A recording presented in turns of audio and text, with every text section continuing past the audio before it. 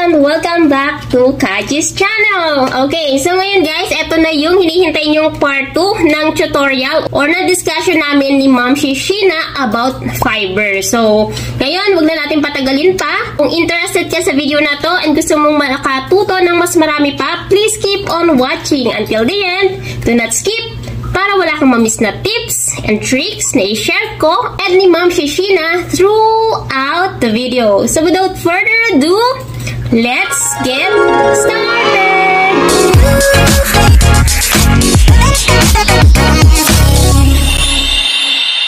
Kung bago ka lang sa channel na to, I'm Kaji, virtual assistant, executive assistant, bookkeeper, accountant. So kahit anong work, pinapasok ko, basta online.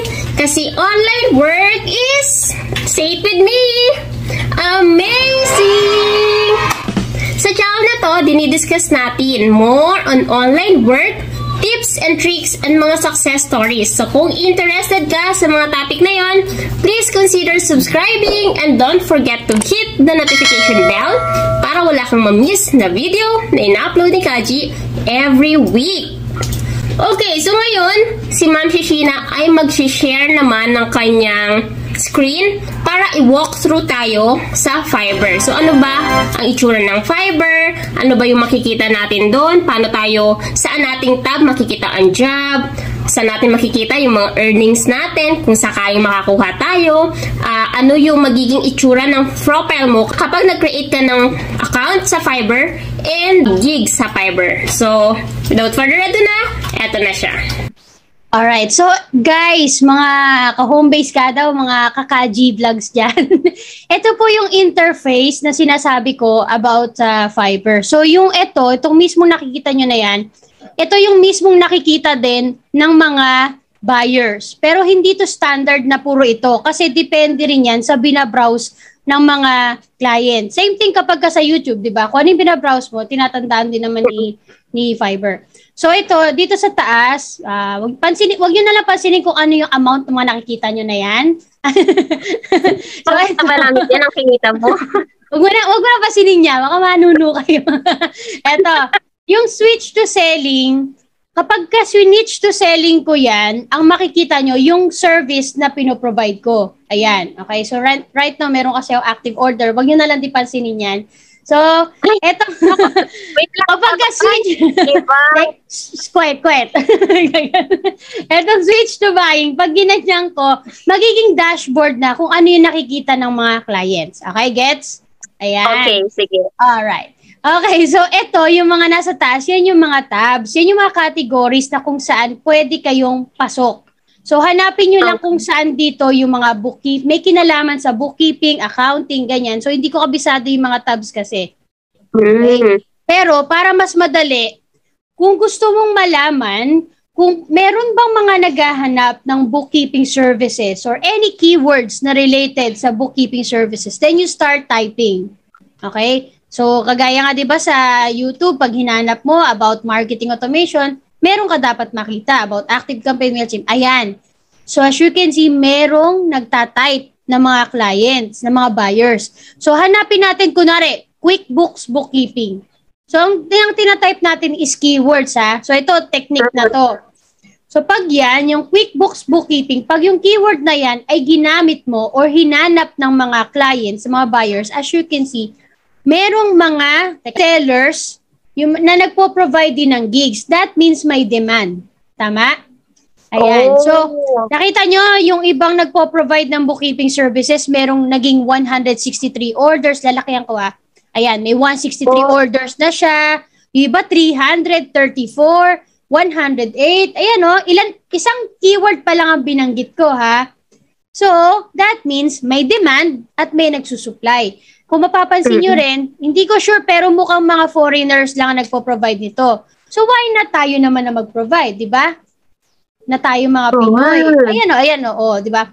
And isa sa diskarte nyo pa na dapat tandaan is kailangan mag-stand out yung inyong cover photo, yung thumbnail nyo. Kung kanyan sila, wag kang gumaya. Pero syempre, mag-refer ka dyan and make sure that you will stand out para maka-attract ka ng mata ng mga clients. Okay, yung service mo. So, una mong kailangan na tandaan is ano yung mga keywords na hinahanap ng clients na kapag tinype nila, lalabas ako. Makikita nila yung gigs ko. Okay? Yung service na ino-offer ko. Ayan meron at meron, pababa na ako ng scroll. Ibig sabihin kasi mga nasa taas, ayan may 145 ba dito? Tapos puro foreigner yan, Bakit hindi tayo mag-provide? Pwede naman dito, lalo na kung hinahanap mo ay free time, yung freelance ka lang talaga, di ba? Di ba? Take note, as I said, isang keyword pa lang. Try natin ibang keyword naman. Ayan. Ano ba mga karaniwang ginagamit yung keyword? Ayan, bookkeeping. Zero, albawa. Zero, sige, try na. Ayan, zero bookkeeping. Meron, zero na agad. Zero. May Amazon bookkeeping pa. Yan, tama. Pak, meron. Di ba? See? Yung iba, eto, kagaya nito, kung naalala nyo kanina, lumabas na siya sa unang search. So, depende yan sa keywords kasi na ginagamit mo. For sure, na-dominate yan na kasi yung halos yung mga keywords. So, yun ang kailangan nating magawa. Paano mo madodominate yung keywords? Medyo malalim yung terminology na sinasabi ko. Pero ngayon, ang goal mo is makita ka. Yun lang, makita ka, ma-search ka. Kasi kapag hindi ka nakikita, there's no way they can order. Unless you promote your gig. Yung may link na kasi. Hindi naman may bayad, pero may link tayo na sinishare, di ba, sa LinkedIn, sa social media. May provided na link ka ng iyong profile na pwede mong ipang-promote. So, pwede ka mahanap para magkaroon ka ng impressions, ganyan. Pero, ang goal natin dito is organically mahanap ka. So, kailangan mo talaga, kaya dito papasok yung mga strategies, mga techniques, at hindi ka dapat nga panghinaan ng loob kasi kailangan mo pag-aralan para hopefully ma-orderan ka na at tuloy-tuloy na yan kapag na-orderan ka na. Ganun siya. Yung hindi ka na tipong kailangan mag-promote, si Fiverr nang bahala mag-promote for you. Ganun yung nangyayari sa akin. Tanong lang ako. Sure. Yung mga nakikita naming starting at may nakikita ko 30, yung iba 5. Ano yon? Yung presyo na ng project or nung gig? Or ano ba siya? Ito yung, okay, magbukas tayo ng isa. Ito 170 na to ha. At sabi niya, ang title niya is I will do accounting and bookkeeping using QuickBooks Online. Yan yung pinaka-title niya. Ito yung cover photo niya. Di ba kanina sabi ko 3 dapat? Kasi iba, isa-isa lang eh. Ayan, ito yan. Pag gini-scroll mo, ito yung mga nauna niyang pictures. And the rest, mga galing na to sa naging trabaho niya or yung dineliver niyang order sa mga buyers. Ito yung starting at, teka, baba natin. Yung starting at, ito yung basic, standard, premium. Ito yung 3 packages na binabanggit ko. So sabi niya, starting at 30, kasi nga, ito yung mga magagawa niya sa $30. So kung ikaw, nagsisimula ka, $5 lang muna, that's fine. And then ano mako-cover mo sa $5? So starting at $5 ka naman. Tapos yung standard, ano yung magagawa mo, sa premium, ano yun. Ganun lang siya, package pricing nung Nimok mo, yun, yung ano na yun. Siya na yun. Okay. Ayan. Sige. Medyo clear na siya. Ayan. Okay. Madagdag ko lang. So, bukod dito sa title, sa cover photo, dito sa mga babae, ito yung sinasabi mo kanina, ano yung kailangan nilang i-prepare. So, syempre, kailangan mo ng information. Ano yung tungkol sa'yo? Sino ka ba? Ano ba may tutulong mo sa mga buyers? Parang, what's in it for me? Sabi ng buyers. So, dito yon. Dito mo lalagay. Okay? Yan lang halos yan. Tapos, kapag prepare mo yung packages mo, ano yung mga kailangan mong, ano yung mga gustong pang i-provide. Tapos, kapag meron yung parang mag-offer ka ng extra. Kunwari, ang sinet mo ay 3 days para dun sa order nyo. Pwede ka mag-offer ng extra. Kaya lang di rito makita na magdagdag ka ng $10 and gagawin kung 24 hours lang yung trabaho. Diba? Ganon. Merong mga client na pumapayag naman sa ganon. I-click nila yung order kasi urgent na. Ayan. Tapos, ano ba? Kung may mga dadagdag ang FAQ about the service that you offer, ayan na yung mga reviews. So, ito pinakamahalaga talaga sa akin. Kasi dito nabubuhay ang service ko dahil sa reviews. At saka, syempre, kapag nakita nga nila yung gig ko, tapos nabasa nila yung review about me, doon na nagsisimula. Nila sila. Pero, yung parang mag-i-inquire na sila sa'yo kasi hindi ko talaga nire-recommend sa mga clients yung mag-order lang agad unless very sure na talaga sila. Gusto ko usap muna kami kahit through chat. Kasi may chat box dito. Ito, yung contact center. So, naka-indicate yun sa description ko dito sa taas to contact me first before placing an order. Kasi baka mamaya hindi naman sure yung gusto niya, hindi kami clear, tas baka cancel. So, syempre, maapektuhan yung profile ko nun, di ba? Yung offer ko. Ma'am Shi, yun ba sa Fiverr, may mga scam din? May scam, pero malilesen siya eh. Kasi makikita mo na agad kung, kunwari, ito, may nag-inquire sa akin. Teka, pakita ko. Ayan, naman, dahil ko notification. Minamatch ako ni Fiverr kasi para siyang parang dating match. Minamatch na niya lang ako. Pero dati, nahihirapan talaga ako. Okay, teka, meron akong mga message yan. Wait. Kunwari, dun sa profile kasi, kunwari magbubukas ako isang buyer ha. Ayan. Dito sa may bandang kanan, makikita nyo, merong information about dun sa tao na yon. So, pag binuksan mo siya, ayan. Makikita mo kung meron siyang reviews o feedback. So, right now, wala. And, sabi, bago lang siya since 2014. So, bakit wala pa siyang yan, wala pa. So, nasa sa'yo na yun kung entertain mo. Pero, ang kagandahan kasi kay Fiverr, kapag ka-order na yung client, automatic i-hold nila yung pera. So, that's a guarantee na mababayaran ka. Unless ma-cancel yung order nyo at hindi kayo nagkasundo. So, hindi siya yung parang, yung pagka sinabi ng client na, usap tayo sa WhatsApp. Pag ganun, sinasabi ko talaga, I would love to, but mas gusto, tatagalugin ko na lang pero mas gusto ko, nasa chat muna tayo sa Fiverr mag-usap. Para syempre, pareho tayong secured. Ganon. Dinadrag ko sila pabalik sa Fiverr. Ngayon kung hindi niya type at gusto niya WhatsApp, ay hindi na ako tutuloy doon. Kasi bakit sa labas? Ganon. Ayun. Okay. Yun ang mga scam halos doon. Pero yung sa mababayaran ka kasi nga ino-hold ni Fiverr. Unless ma-cancel lang yung order. Meron bang parang, kasi sa ibang platform parang may araw kung kailan mo makukuha yung kinita mo eh. Yun din ba sa Fiverr? Oo, gano'n.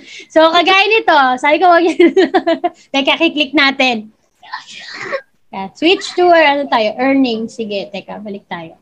Okay, earnings. Ayun, nakita nyo, due in 5 days. Kasi ang usapan namin dyan is 15 days.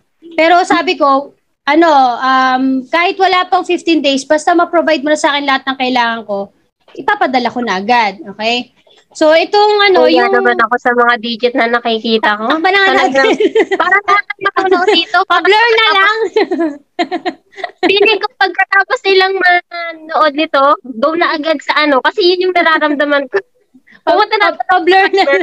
Nahiya ako bigla. Wala yan. Yan. Okay. So, ito, kunwari, na-deliver mo na yung order. Dito papasok yun sa mga pending clearance. Kanya sa pending clearance. Tapos, expected earnings kasi meron akong current order ngayon. So, yung inaasahan ko na mawi-withdraw ko after 14 days. So, naka-hold pa yan. Kaya 600 kasi diba less 20% nga. Ganon. Tapos, kapag okay na yan, pupunta yan kay pending clearance. Tapos, after 14 days, magiging available na siya for withdrawal. Yun. Maganda. Ang daming talang opportunity dito sa Fiverr. Akala ko kasi, hindi ko, talaga dati, nag-create ako niyan. Pero hindi ko alam kung paano siya nag-work. So, wala na. Wala na, hanggang create lang. Pero ngayon, may idea na ako. So, thank you, Ma'am Shishina, sa pag-share ng iyong knowledge about Fiverr and paano kami kikita dyan. So, ayan. So, meron pa ba kaming ibang dapat malaman about Fiverr, Ma'am Shishina? Ma'am Shi, tanong ko lang, competition, gaano kalaki? Sobrang laki ba? Kung i-compare mo sa Upworks, OnlineDevs.ph, and sa other parang online marketplace na para sa mga freelancer na katulad natin, gaano kataas yung competition pagdating dyan? Okay, depende naman kasi yan sa gig. Kunwari, data entry. So, alam natin na talagang marami nang gumagawa niyan. So, malaki yung chance na hindi ka agad makita dahil marami nang batikan sa data entry at marami na talaga silang reviews dito sa Fiverr. So, ikaw na lang talaga gagawa diskarte, lalo na kung bookkeeping, accounting, kumbaga sa keywords, kung masyado na siyang gamit, wag yun ang gamitin mo. 'Di ba? Humanap ka ng alam mo na mapoprovide mo pa rin, pero at the same time, may chance na ikaw yung mahanap. So kasi as I said, 'di ba kanina, meron nagpo-provide and marami ring umu-order. So medyo mataas ang demand sa larangan nyo, sa mga ginagawa nyo. So ikaw na lang kung makikisabay ka ba doon o gagawa ka ng something na ikaw ang magi-stand out. Kaya sinasabi ko, diskarte pa rin. Diskarte pa rin at saka mga techniques ang pwede mo magawin. Kasi ako nung nag-start ako, email marketing, marami rin naman gumagawa nun eh. Yung MailChimp, yung Active Campaign, hindi lang naman ako ang first time. Pero ni-level up ko yung sarili ko. Nag-start din ako as a beginner. Nag-start din ako as $5. Tapos hindi naman ako agad na-approve as a pro. Mga 1 month or mga 2 months din ang inabot. So may mga times talaga na wala rin akong order, hindi ako mahanap.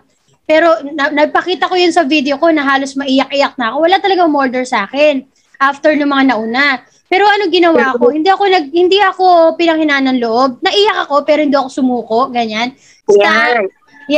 Step back, reassess your profile, find other strategies that can help you and yung gig mo para mag-grow and then move forward. Laban ulit, 'di ba? Naging pro ako. Pinromote ko yung sarili ko sa ibang mga LinkedIn, ganyan, sa social media. Pero wag yung mga parang sub to sub na kagaya sa YouTube na, pa-like naman, kasi hindi siya makakatulong.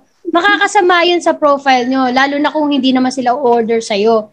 Meron mga ibang strategies pa na hindi ko pwedeng i-announce dito, pero hindi ko na siya ina-encourage. Pero mas maganda yung organic. Ayusin mo yung description mo, ayusin mo title mo, pagandahin mo thumbnail mo with keywords. And makakatulong yun para mag-stand out ka sa competition.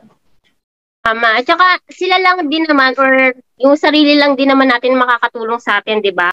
Sino pa bang ibang makakahanap ng way para mahanap ka ng client, makakuha ka ng client at kumita ka ng ganitong amount sa kahit sa ang online platform. So, Ma'am Sheena, halimbawa sa isang buwan, matanong ko lang, mga magkano ba ang pwedeng, depende kasi yan, oo, depende. Pero sa'yo, sa experience mo, gaano ba kalaki yung pwedeng kitain sa Fiverr, sa experience mo?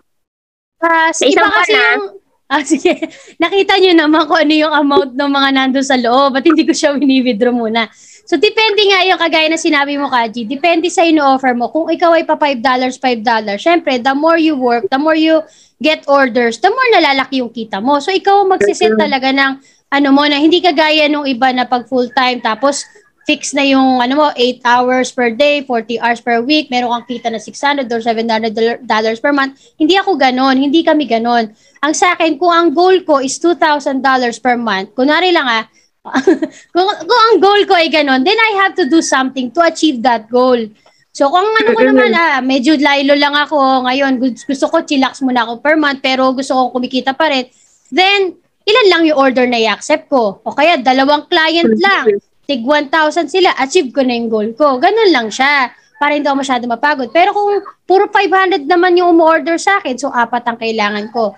So ako ang bahala mag-set naman. Yung nakagandahan ng ginagawa ko sa Fiverr, ako ang bahala sa kailangan ko, hindi ako sobrang tali. Yun. Parang relasyon lang yan. Hindi ako masyado kumit. Lagi si Ma'am Sheena. Thank you, Ma'am Sheena, sa pag-share ng iyong knowledge, ng iyong mga tips and tricks pagdating sa Fiverr. So, for sure, maraming natutunan ng mga nanonood sa vlog ni Kaji. And for sure, mas madami na ang competition ngayon sa Fiverr kasi mag-start na silang mag-create ng kanilang mga accounts. So, good luck sa lahat. And Ma'am Sheena, bago tayo mag-end, please, kung may gusto ko pang sabihin or i-promote or invite mo rin sila sa iyong YouTube channel, please go ahead. Ayan, salamat Kaji sa opportunity na to.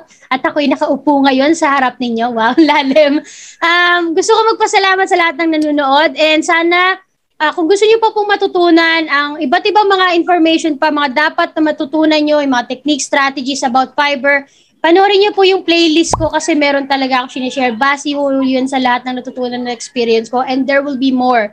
So, Sheena Santos po sa YouTube and sa Facebook, nag-share din po ako. Madalas po kami nagla-live dyan with other freelancers. Nag-uusap-usap kami. Oo, as in live talaga. Hanapin nyo lang po yung aking Home-Based Mom Diaries na link, Facebook page and group. Ang group namin ay Home-Based Mom Diaries. Just make sure to answer all questions para ma-approve. Ayan. And sa TikTok. Yan. Kung gusto niyo matutong sumayaw habang nagluluto. Nakita ko nga story na yung mga story niya sa Facebook, nagluluto, tapos parang nagda-dub-dub, ayan, sumasaya, nag-exercise, gumagala, ayan. So si Ma'am, siya ay freelancer na dancer pa, cook pa, sabi siya na lahat. So kaya pala yung kinikita niya ay ganun na lang. So guys, subscribe kayo kay Ma'am Shi, and mag-follow i-follow niyo siya sa kanyang mga social channel, and yeah. Wala nang iba, Miss Sheena, sa SBS. Yun lang. Sa mga gusto magsimula sa Fiverr, I would advise just start, okay? Hindi man ma-perfect agad ngayon. It's always a learning process, okay? Huwag pang hinaan ng loob. You can always go back, reassess your profile, and move forward with God. Okay? Yan. Ayan. Thank you, Ma'am Shishina, sa iyong, yes, certified. Home-based kada ako. Ayan. Ayan, nakakatawa. Tsaka maganda yung background mo. So, ayan. Guys, marami kayong natutunan sa video na to, and we'll see you on our next video. Yes! Thank you! Bye! Yeah. Ayan, so napakadami nating natutunan kay Ma'am Shishina. Sana nagustuhan nyo yung mga video na ginawa namin ni Ma'am Shi para sa inyo. So kung meron kayong mga tanong about Fiverr, and pag-create ng account, halimbawa naman payout na, o kaya pag-create ng gigs, mag-comment kayo sa comment section and just let me know kung ano yung question nyo, and tatanong natin yan kay Ma'am Shishina. Malay nyo, yung mga question nyo pwede kong i-compile, and then next video or sa mga susunod na buwan, pwede ulit natin siyang i-guess kung gusto pa niya. Ayan. So, ayan. So, thank you so much guys, and I'll see you on my next video. Bye!